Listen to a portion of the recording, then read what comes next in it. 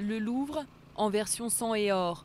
Le plus grand musée de France a pris ses quartiers pas très loin du stade Bollaert, sur le site d'une ancienne mine, à Lens.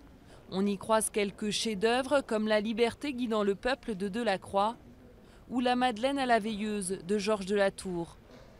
Mais son épine dorsale, c'est la Galerie du Temps, plus de 200 œuvres décloisonnées de la haute antiquité jusqu'au 19e siècle. Il n'y a pas un mur. L'idée, c'est vraiment que les œuvres parlent entre elles et que l'on insiste sur ce qui les rapproche, sur ce qui les réunit et finalement qu'on jette un autre regard sur les collections du Louvre. Le Louvre-Lens attend 700 000 visiteurs pour la première année. Le musée devrait capter un large public européen, mais sa raison d'être, c'est avant tout d'attirer la population locale, souvent éloignée de la culture dans ce qui est l'agglomération la plus pauvre de France.